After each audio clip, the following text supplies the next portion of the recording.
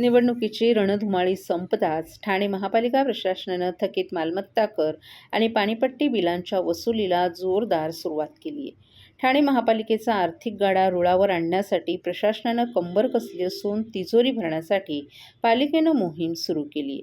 आत्तापर्यंत मालमत्ता कर तब्बल 573 कोटी 25 लाख तर पाणीपट्टी केवळ 73 कोटी 13 लाखांची वसुली झाली. ठाणे महापालिकेनं या आर्थिक वर्षात मालमत्ता करांसाठी 920 कोटी तर पाणीपट्टी करासाठी 250 कोटी वसूल करण्याचं उद्दिष्ट ठेवलं होतं. दरम्यान पालिकेच्या एकूण 9 प्रभाग समित्यांमध्ये माजिवडा मानपाड प्रभाग समितीमध्ये सर्वाधिक म्हणजे 220 कोटींची वसुली झाली, तर कळव्यात सर्वाधिक कमी म्हणजे 24 कोटींचा मालमत्ता कर जमा झालाय. जकात आणि एलबीटी सारखे कर वसुलीचे स्रोत बंद झाल्यानंतर मुख्य स्रोत मालमत्ता कर आहे. मालमत्ता तसंच पाणीपट्टी कराची थकबाकी वसूल करण्यासाठी महापालिका प्रशासन मालमत्ता जप्तीसह पाणीपट्टी थकीत बिल धारकांचं नळ खंडित करणं, मीटर रूम सील करण्याची कारवाई सुरू केली आहे. महापालिका कार्यक्षेत्रातील घरगुती वापरासाठी असलेल्या पाणीपट्टी थकीत बिलं चालू वर्षांसह एकरकमी भरणा केल्यास दंड किंवा व्याजात 100% सूट लागू करण्यात आली आहे. नागरिकांनी या योजनेचा लाभ घेऊन थकीत पाणी बिल भरावं असं आवाहन महापालिकेच्या पाणी पुरवठा विभागातर्फे करण्यात आले. सुट्टीच्या दिवशीही कार्यालये सुरू ठेवण्याचा निर्णय प्रशासनानं घेतला आहे. तसंच पालिकेच्या www.thanecity.gov.in या संकेतस्थळावरून पेमेंट गेटद्वारे ऑनलाईन पद्धतीनं मालमत्ता कर जमा करण्याची सुविधाही उपलब्ध करून देण्यात आली आहे.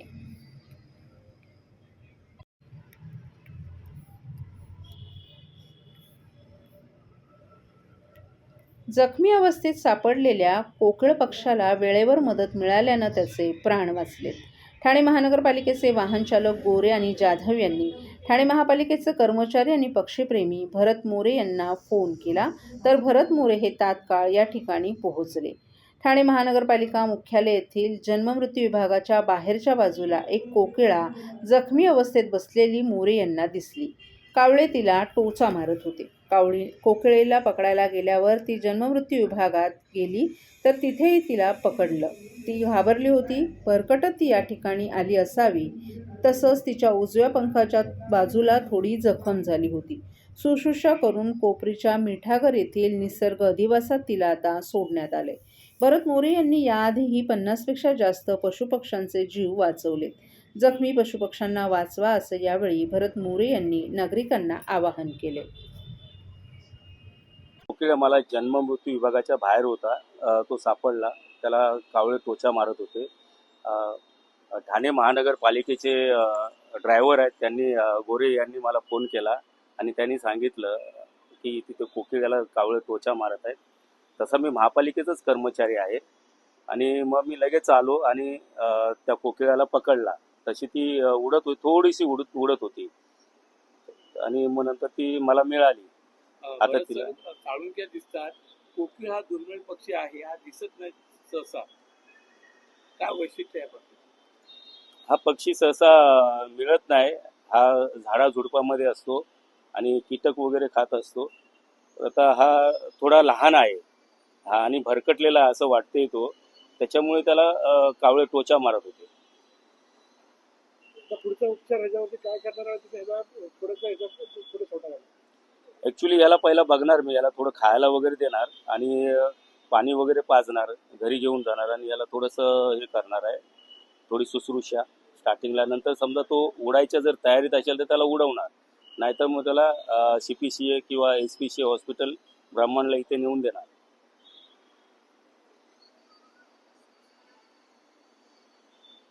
सर्व नागरिकांना आवाहन करण्यात येत आहे की सध्या डासांमार्फत पसरणाऱ्या डेंग्यू या आजाराचा प्रसार रोखण्यासाठी प्रत्येकाने पुढील प्रमाणे कार्यवाही करावी.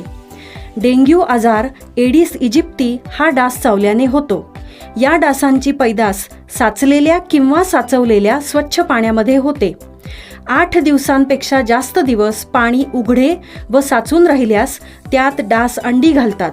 अंड्यांच्या अळ्या तयार होऊन पुढे डास तयार होतात.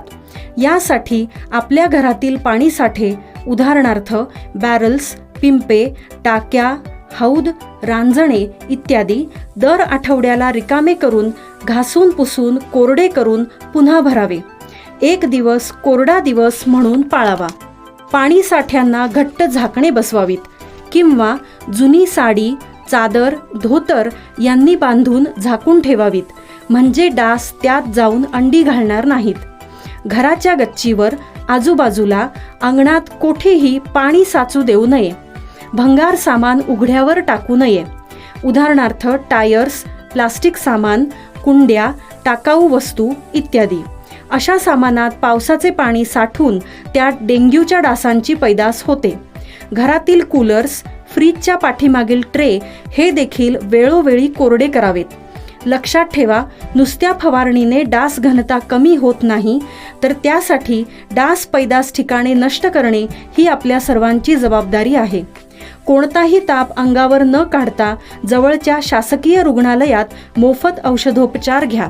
अशा प्रकारे नागरिकांनी सहकार्य केल्यास डेंग्यूचा प्रसार रोखणे सहज शक्य आहे.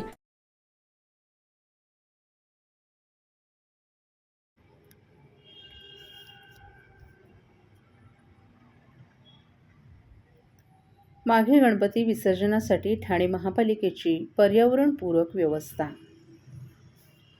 माघी गणेशोत्सव 22 जानेवारीपासून सुरू होत आहे. 10 दिवस हा गणेशोत्सव असून या पार्श्वभूमीवर ठाणे महापालिकेनं पर्यावरणपूरक विसर्जनासाठी विशेष व्यवस्था केल्याची माहिती पालिका आयुक्त सौरभ राव यांनी दिली. तरी गणेश भक्तांनी मूर्ती विसर्जनासाठी पर्यावरणपूरक व्यवस्थेचा वापर करावा असं आवाहन आयुक्तांनी केलं आहे. माघी गणेशोत्सवाच्या पार्श्वभूमीवर प्लास्टर ऑफ पॅरिस मूर्ती बनवणाऱ्या मूर्तिकार आणि विक्रेत्यांना मूर्ती विक्री करताना त्याबाबत विक्री रजिस्टर ठेवणं आवश्यक असल्याच्या सूचना देण्यात आल्या आहेत. मंडळांकडून बसवण्यात येणाऱ्या मूर्तीबाबतची आवश्यक सर्व माहिती, प्लास्टर ऑफ पॅरिसची मूर्ती आहे किंवा नाही, मूर्तीची उंची किती आहे आदी संकलित करून त्यानुसार विसर्जनाचा आराखडा आणि व्यवस्था निर्माण करण्यात आला आहे. तसंच सार्वजनिक मंडळांना विसर्जनासाठी प्रतिकात्मक स्वरूपात लहान मूर्ती ठेवण्यास प्रोत्साहन देण्यात येत आहे. कृत्रिम तलाव, टाकी विसर्जन व्यवस्था आणि खाडीघाट येथे विसर्जनाची सोय करण्यात आली आहे. 2 ते 3 फूट उंचीच्या मूर्ती टाकीमध्ये, 3 ते 6 फूट मूर्ती कृत्रिम तलावात, तर 6 फुटांपेक्षा मोठ्या मूर्तींचं विसर्जन खाडीमध्ये करण्याच्या सूचना सर्व प्रभाग समिती स्तरावरून सर्व सार्वजनिक मंडळांना देण्यात आल्या आहेत. विसर्जनातून निर्माण होणारे ठाणे महापालिकेमार्फत शुद्धीकरण करूनच जलोस्रोतात सोडण्यात येणार असल्याचं प्रशासनानं स्पष्ट केले. तसंच मूर्ती विसर्जन करण्यात येणारं पाणी ठाणे महापालिकेतर्फे शुद्धीकरणानंतर जलोस्रोतात सोडलं जाणार असल्याचं मुख्य पर्यावरण अधिकारी मनीषा प्रधान यांनी सांगितलं.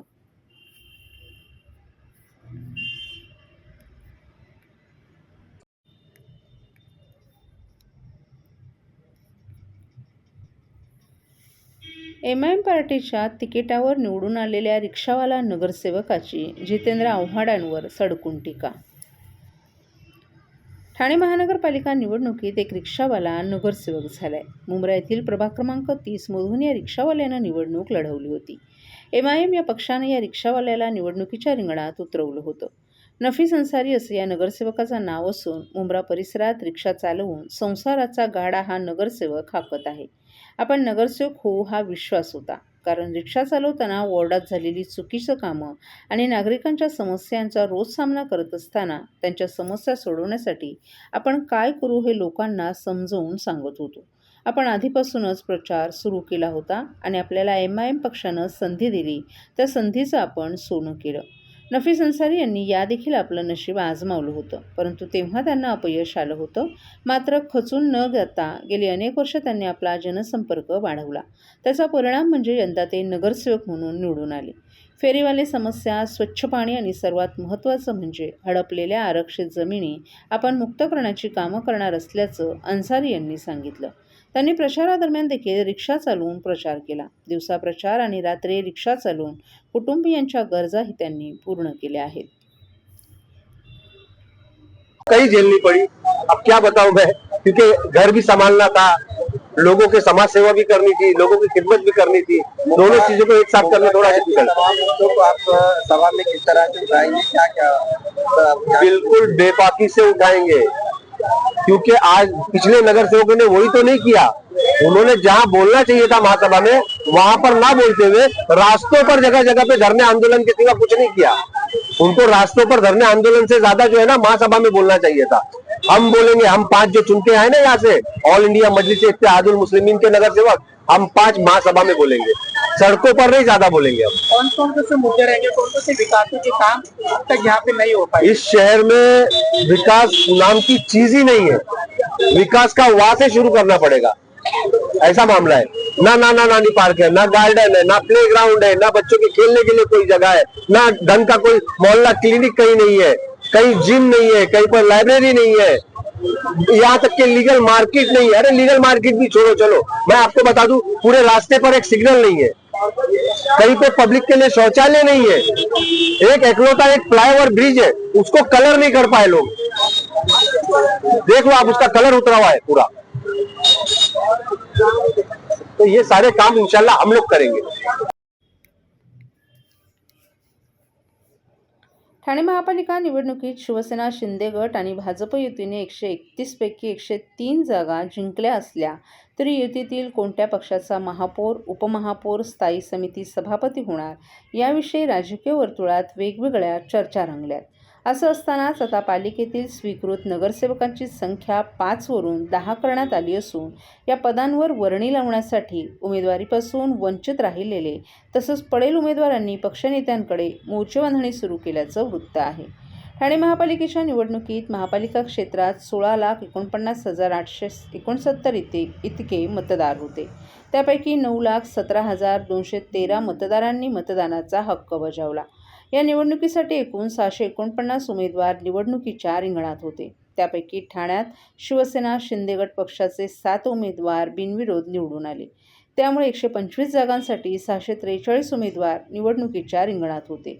या निवडणुकीत शिंदेंच्या शिवसेनेचे 75, भाजपचे 28, राष्ट्रवादी शरद पवार 12, राष्ट्रवादी अजित पवार 9, MIM 5, शिवसेना उभाटा 1 आणि अपक्ष 1 असे 131 नगरसेवक निवडून आले। शिवसेना शिंदे गट आणि भाजप या दोन्ही पक्षांनी 131 पैकी महायुतीच्या 103 जागा निवडून आणल्या आहेत।